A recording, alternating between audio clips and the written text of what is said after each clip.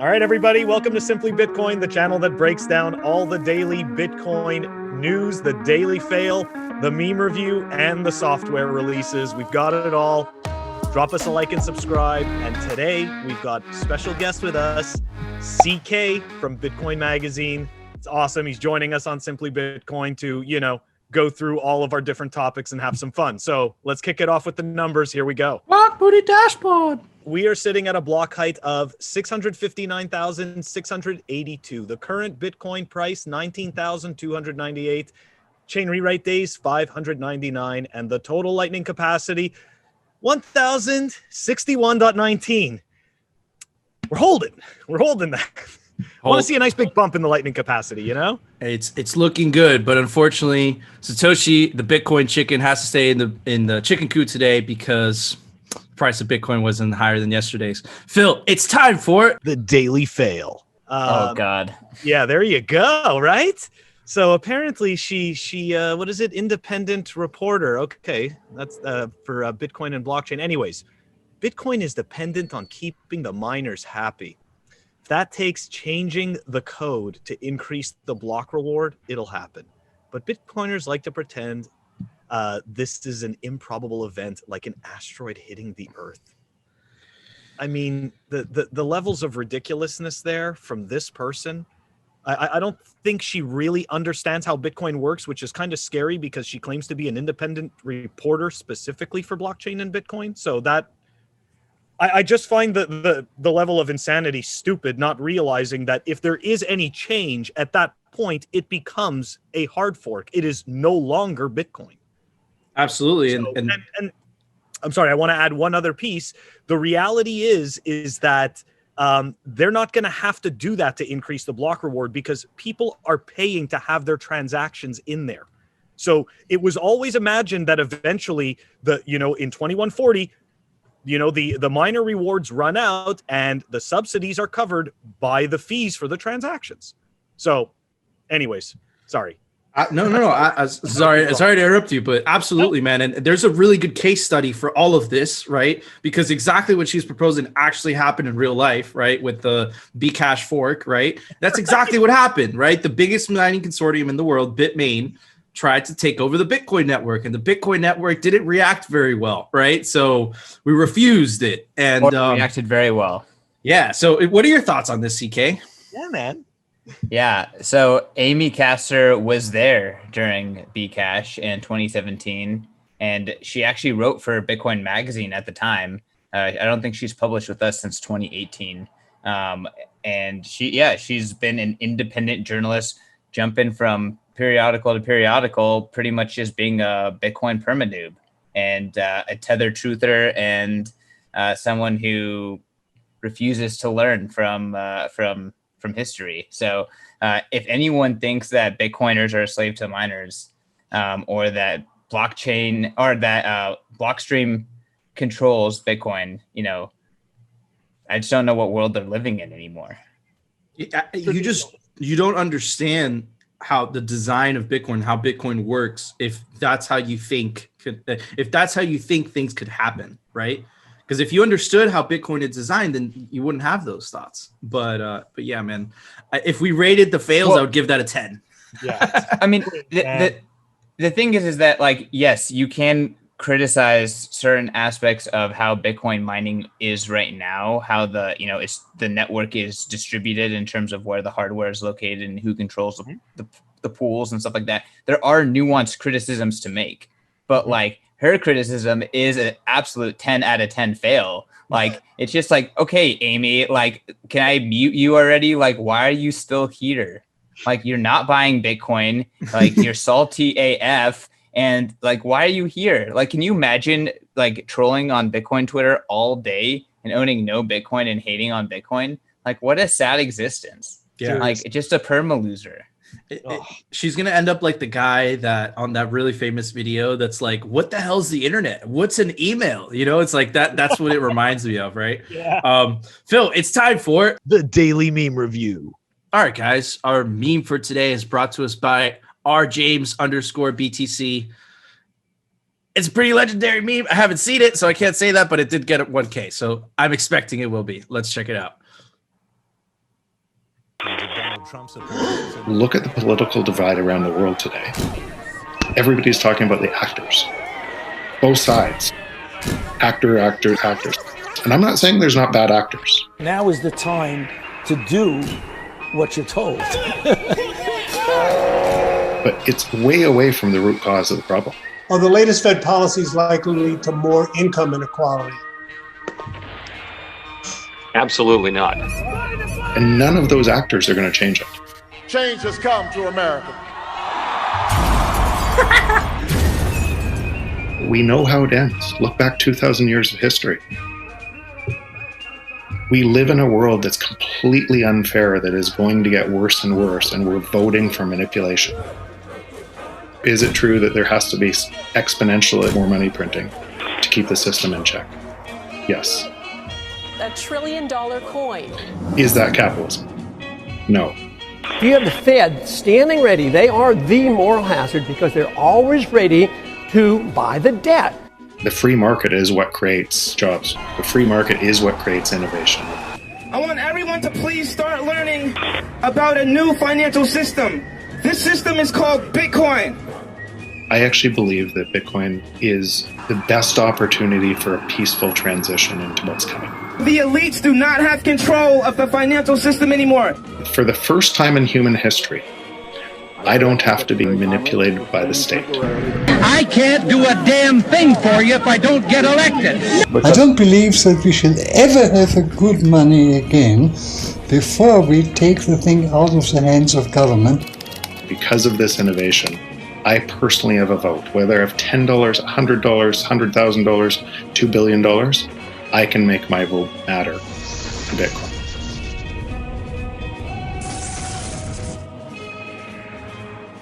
Dude.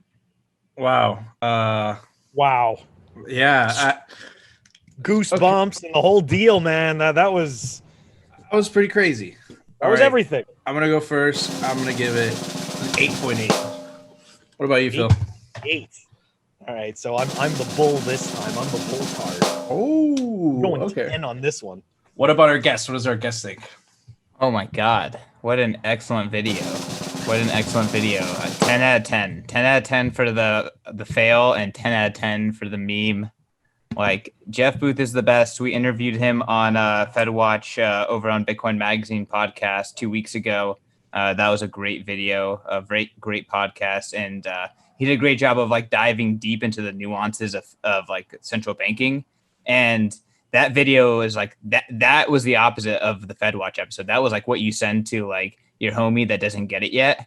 Like, that was an incredible meme, and I'm so glad that that Richard James is making them. Yeah, that was It's like you guys said, it was an incredible meme, but I had to deduct 1.2 points. Why'd you? It didn't make me laugh, bro. I just sat through a 2-minute meme, and I was just like, I am ready to laugh. I had a long day. I want to laugh. No laughing at all. So I had to deduct 1.2. But the messaging and exactly what you guys said, I completely agree. Not all memes have to be funny, bro. I know, man, but I like to laugh. Okay, that's how I release. Maybe tomorrow's. It's how I release the stress of the day. I like laughing. So, but yeah, it would. The messaging was insane. If it made me giggle, I would have given it a 10. So yeah. Phil, it's time for it. The Daily News, sponsored by Crypto Close. All right, guys. So we got a couple of news for today because we got a guest. So there's a lot of potential discussion. So first piece of news I really just want to skim over because it's not a big deal. But BlackRock, apparently it's a very, very big asset management company, says Bitcoin could possibly evolve into a global asset. Again, this is kind of following, the direction of mainstream Bitcoin. It's absolutely crazy.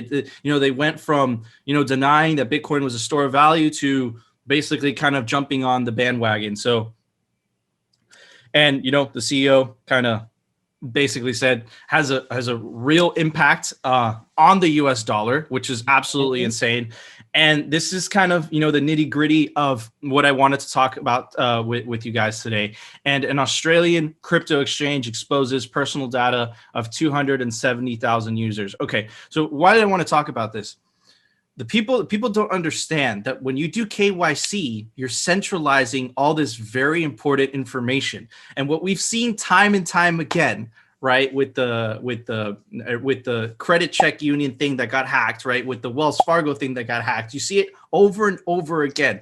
The centralized data of everyone's personal information is just, it's like a golden pot for hackers, right? And a lot of the fight against KYC is not wanting to be put on a government list.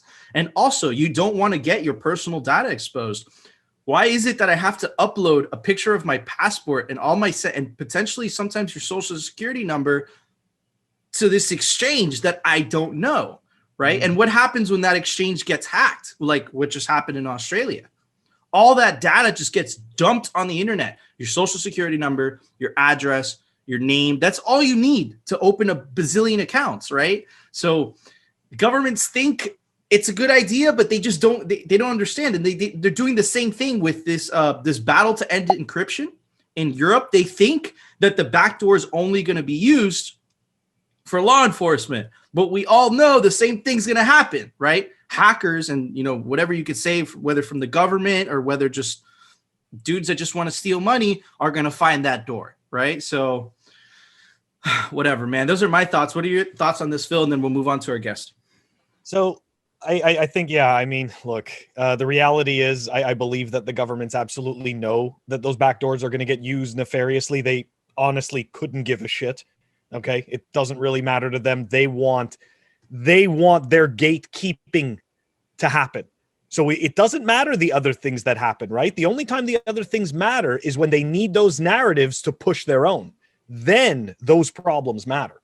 So the other thing is, this really reminded me of when I got into this in 2017 and I was a total shitcoining fool. And, I would sit there and sign up to all these exchanges. Now, granted, I did not KYC on the majority of them, especially these really small ones, but still, that's no excuse. And to this day, I still worry. You know what I mean? I still worry in the back of my mind. And I know that, hey, look, God forbid anything ever happens to one of those exchanges. Yep, there's a portion of my information that is out there. Absolutely. And CK, what are your thoughts on all this, man? It's scary. Like I truly think that the price of Bitcoin on a KYC exchange, you need to apply a KYC discount to those Bitcoin. Like the true price of Bitcoin is the non-KYC price. So whether that is on BISC, whether that is on HODL HODL, whether that is P2P, whether that is on STECO or some other voucher system, like that's the true price of Bitcoin. You are giving up your identity for convenience, and you're getting a discount on your Bitcoin when you stack that way. And I personally have become very cognizant of that. And it's too late for me to some degree. I've made the mistakes, but you can stack without KYCing yourself. And I would highly recommend it. I recently have been really interested in what STECO is doing, and their kind of voucher system I think is going to start taking off and is going to be really awesome. So look for that, and you don't have to jump to KYC immediately. And when you do, there are certain organizations that have good reputations, and just work with them if you're going to KYC, and don't spread your information out to everyone. Absolutely. And I'm guilty of that too, man. I got in there and just started signing up for everything. But yeah, so for noobs, we're gonna drop what CK recommended. It's gonna be down in the link description. And Phil, there was a huge software release today. Why don't you tell us about it? Software releases. I'm gonna have to upgrade one of my nodes because RaspiBlitz version 1.62 was released. And a link to that will be in the show notes along with the release notes for it. Awesome. Thank you, Phil. Guys, thank you so much for tuning into another episode of Simply Bitcoin. I just want to give a shout out to our awesome guest that decided to come on the show. Go check him out. His Twitter is called CK_snarks. And man, he's awesome. He does Bitcoin stuff for Bitcoin Magazine. That's how I know him. He's an awesome host of their YouTube channel. There's stuff there. I love it. And also, if you really like our guest, which I do, go check out his pod. It's called @POV Crypto Pod. And of course, guys, thank you so much for tuning into another episode of Simply Bitcoin, and we'll see you on the next one. Peace.